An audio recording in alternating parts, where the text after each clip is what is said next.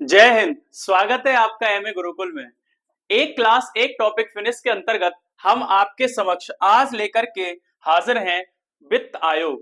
Finance commission को आज समझने की कोशिश करेंगे कि इसका गठन कैसे होता है, कौन करता है, कितने इसके सदस्य होते हैं, इसका कार्यकाल कितना होता है, ठीक है, और ये क्या काम करता है। इन समग्र प्रश्नों को इस सेशन में हम जानने की कोशिश करेंगे। तो स्टार्ट करते हैं बिना किसी टाइम को गवाए। आज का सेशन जो है आपका फाइनेंस कमीशन। ठीक है, क्या है आपका फाइनेंस कमीशन। तो फाइनेंस कमीशन को हम समझने की कोशिश करते हैं आज। ठीक है, फाइनेंस कमीशन आखिर काम क्या करता है, कैसे बनता है और कौन कौन इसका कितना सदस्य होता है। फाइनेंस कमीशन की अगर बात करूं तो ये एक संवैधानिक निकाय है। संवैधानिक निकाय का मतलब ये होता है कि इसका वर्णन संविधान के भाग 12 में यानी कि लिखित रूप में इसका वर्णन आपको संविधान में मिलता है। ठीक है, तो लिखित रूप में इसका वर्णन आपको संविधान में मिलता है।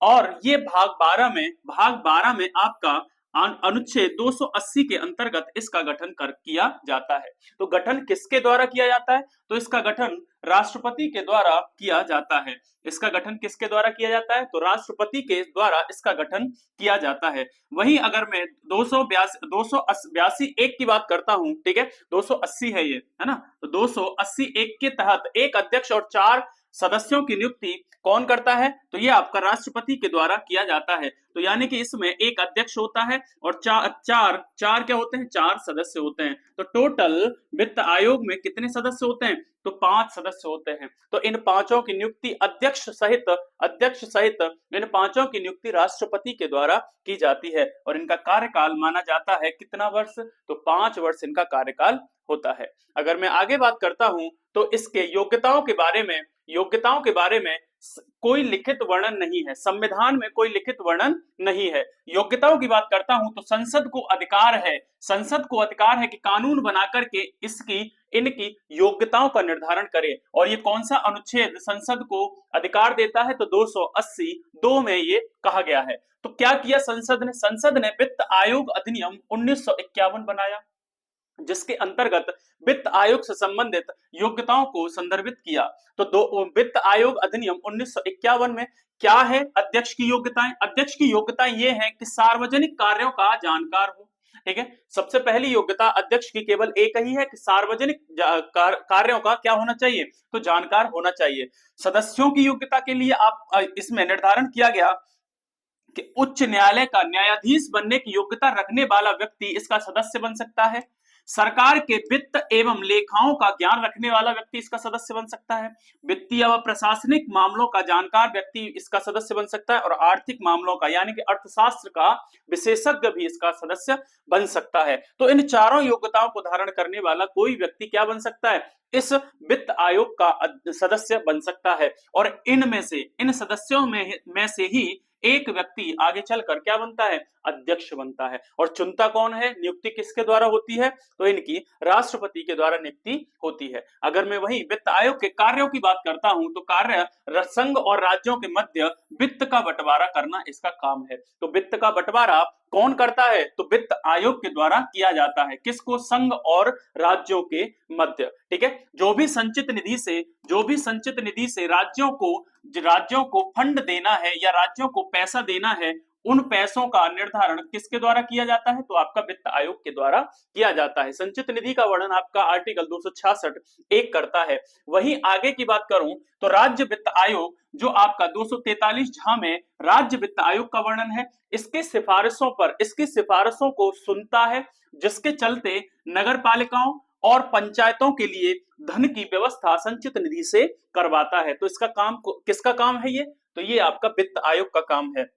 वित्त आयोग रिपोर्ट किसको सौंपता है अपनी? तो अपनी रिपोर्ट राष्ट्रपति को सौंपता है और राष्ट्रपति उस रिपोर्ट को दोनों सदनों के पटल पर रखवाते हैं। तो दोनों सदनों के पटल पर इस रिपोर्ट को रखा जाता है। ठीक है, दोनों सदनों के पटलों पर इस रिपोर्ट को रखा जाता है। तो किसको सौंपता है? तो ये आपका राष्ट्रपति को सौंपता है और राष्ट्रपति क्या करता है, राष्ट्रपति इस रिपोर्ट को दोनों पटलों के यानी दोनों सदनों के पटलों पर रखवाता है। ठीक है, तो किसका कार्य है, राष्ट्रपति का।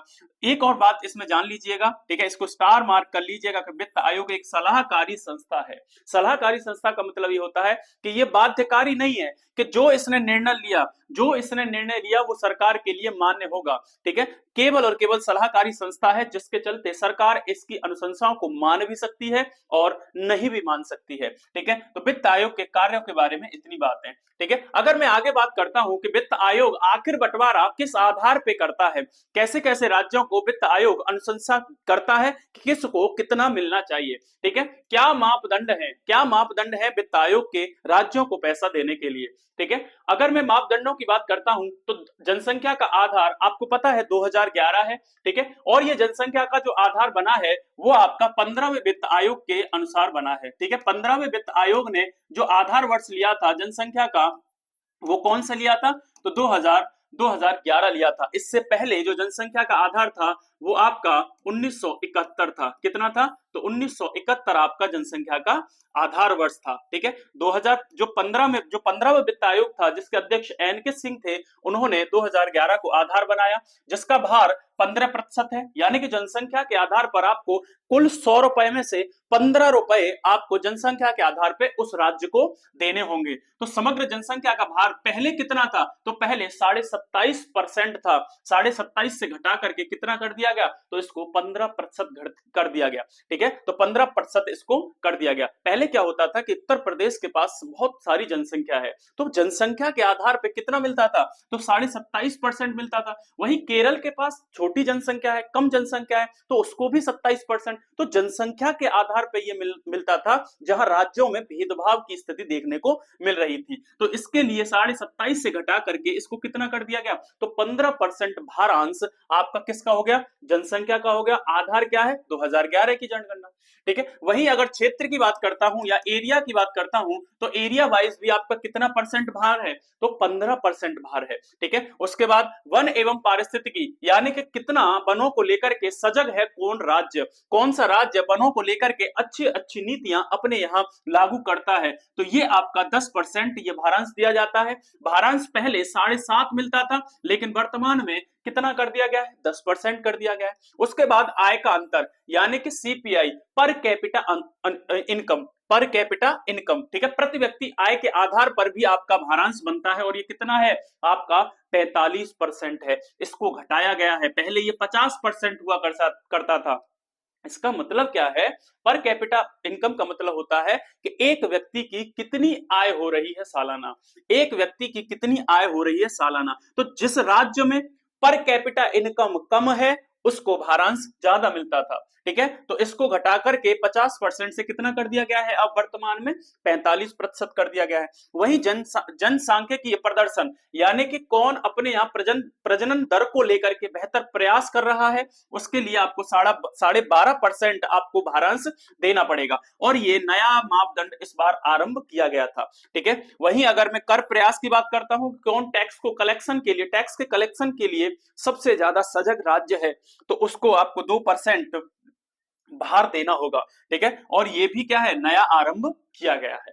ठीक है, तो आशा करता हूं कि आपको भारांश समझ में आया होगा, और इसको अगर आप ऐड करोगे तो ये आपका 100% हो जाएगा। कितना हो जाएगा, 100% ये होने वाला है।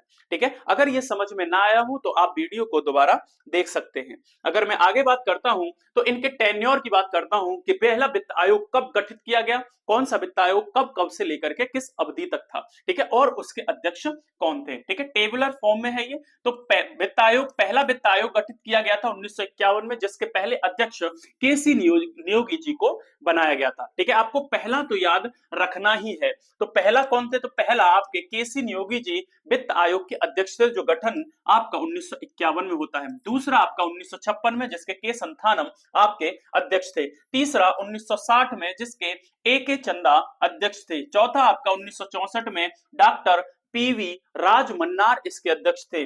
पांचवा 1968 में महावीर त्यागी इसके अध्यक्ष थे। छठा 1972 में पी ब्रह्मानंद रेड्डी इसके अध्यक्ष थे। सातवां 1977 जेपी सेलट इसके अध्यक्ष थे। आठवां 1982 में वाई चौहान इसके अध्यक्ष थे। अगर मैं नौवे की बात करता हूं तो नौवा आपका 1987 में एन के पी साल्वे इसके अध्यक्ष बने। 10वां 1992 में के सी पंत इसके अध्यक्ष बने। 1998 में आपका 11वां वित्त आयोग आया जिसके अध्यक्ष प्रोफेसर ए एम खुसरो बने। वहीं 12वां की बात करूं तो 2003 में डॉक्टर हत्ती रंगराजन यानी कि डॉक्टर रंगराजन, ठीक है, डॉक्टर रंगराजन इसके क्या बने तो अध्यक्ष बने। उसके बाद 13वां वित्त आयोग आपका 2007 में डॉक्टर विजय एल केलकर इसके अध्यक्ष बनाए गए।